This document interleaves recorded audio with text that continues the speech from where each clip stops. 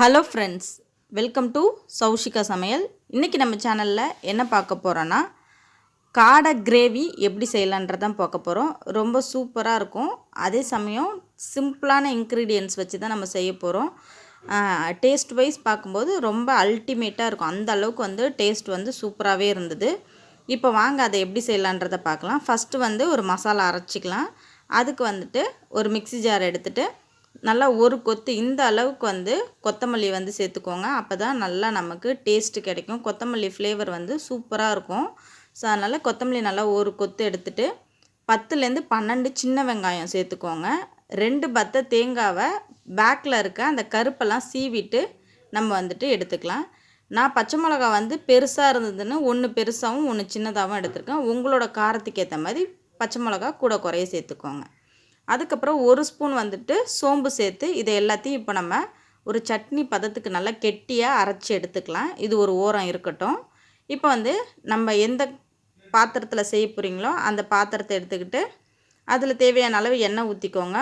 கொஞ்சமாக பட்டை, 4 கிராம்பு, 2 ஏலக்காய், கொஞ்சமாக சோம்பு, ஒரு பிரிஞ்சி இலை, ஒரு அன்னாச்சி பூ, இது எல்லாத்தையும் சேர்த்து நல்லா பொரிஞ்சதுக்கப்புறமா 2 பெரிய சைஸ் வெங்காயத்தை நல்லா சின்ன சின்னதாக கட் பண்ணி எடுத்துக்கலாம். நம்ம வெங்காயம் நல்லா வதங்கி வரணும். அப்போ தான் நமக்கு நம்மளோட கிரேவி டேஸ்ட்டாக இருக்கும். ஸோ அதனால் நல்லா வெங்காயம் வதங்கி வர மாதிரி பார்த்துக்கோங்க.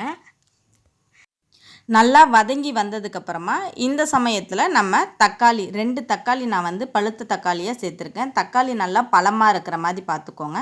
தக்காளியும் வெங்காயமும் நல்லா கரைஞ்சி வர சமயத்தில் நம்ம 1 டேபிள் ஸ்பூன் இஞ்சி பூண்டு பேஸ்ட் சேர்த்துக்கலாம். இப்போ இது எல்லாத்தையும் கலந்து விட்டுட்டு இப்போ மசாலா சேர்த்துடலாம். 1 ஸ்பூன் காஷ்மீரி மிளகாத்தூள் சேர்க்குறேன்.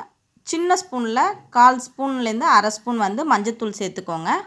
2 ஸ்பூன் குழம்பு மிளகாத்தூள், நம்ம வீட்டில் அரைப்போம்ல மிளகாத்தூள், அந்த மிளகாத்தூள் சேர்த்துக்கோங்க. சேர்த்துட்டு இந்த கிரேவிக்கு தேவையான அளவு உப்பையும் சேர்த்து நல்லா ஒரு வாட்டி கலந்து விட்டுக்கோங்க. இப்போ ஆல்ரெடி நம்ம மசாலா அரைச்சி வச்சுருக்கோம். அந்த மசாலாவை சேர்த்துட்டு உங்களுக்கு தேவையான அளவு தண்ணி உங்களுக்கு கிரேவி எந்த பக்குவத்துக்கு வேணுமோ அதுக்கேற்ற மாதிரி நீங்கள் தண்ணி சேர்த்துக்கோங்க. நான் அரை டம்ளர் தான் தண்ணி சேர்த்துருக்கேன். மிக்ஸி ஜாரை கழுவி சேர்த்துருக்கேன். இப்போ இதை மூடி போட்டு ஒரு 5 மினிட்ஸ் கொதிக்க விடலாம். வேக விட்டால் மசாலா வாசனை எல்லாம் போய் நமக்கு கிரேவி சூப்பராக ரெடியாகி வந்துடும். நான் காடை பார்த்துருக்கீங்கன்னா 4 காடை எடுத்திருக்கேன். சின்ன சின்ன காடையாக இருந்ததுனால 4 காடை வாங்கியிருக்கேன். இப்போ இந்த காடையை நல்லா கழுவி தண்ணி இல்லாமல் ஃபில்ட்ரு பண்ணி சுத்தமாக தண்ணியே இல்லாமல் வடிகட்டி எடுத்து வச்சுருக்கேன். இப்போ இதை அப்படியே நம்ம மசாலாவில் சேர்த்துற வேண்டியதான். நம்ம கிரேவியில் சேர்த்துட்டு ஒரு வாட்டி கலந்து விட்டுக்கோங்க. கலந்து விட்டு மூடி போட்டு நல்லா இதை வேக விட்டுக்கோங்க. ஒரு 10 மினிட்ஸ் 15 மினிட்ஸில் இது சூப்பராக குக்காகி வந்துடும். நமக்கு இந்த அளவுக்கு எண்ணெய் பிரிஞ்சு வர வரைக்கும் நம்ம சிம்மில் வச்சு வேக விடணும். அப்போ தான் டேஸ்ட் வைஸ் நமக்கு நல்லாயிருக்கும். இப்போ கொஞ்சமாக கருவேப்பிலையும் இந்த கிரேவிக்கு தேவையான அளவு நல்லா ஒரு கைப்பிடி அளவுக்கு கொத்தமல்லியும் தூவி விட்டு ஒரு வாட்டி கலந்து விட்டு மூடி விட்டு ஒரு 2 நிமிஷத்துக்கு அப்புறம் நீங்கள் சர்வ் பண்ணிங்கன்னா அவ்வளோ டேஸ்ட் வைஸ் சூப்பராக இருக்கும். கண்டிப்பாக இதை ஒரு வாட்டி ட்ரை பண்ணி பாருங்கள். நம்மளோட சேனல் பிடிச்சிருந்துச்சின்னா சப்ஸ்கிரைப் பண்ணி வச்சுக்கோங்க. கூட இருக்க பெல் சிம்பிளை கிளிக் பண்ணி ஆல்ன்ற ஆப்ஷனையும் செலக்ட் பண்ணி வச்சுக்கோங்க. இதோட நெக்ஸ்ட் ஒரு வீடியோவில் சந்திக்கலாம் ஃப்ரெண்ட்ஸ். தேங்க்யூ ஃபார் வாட்சிங். பாய்.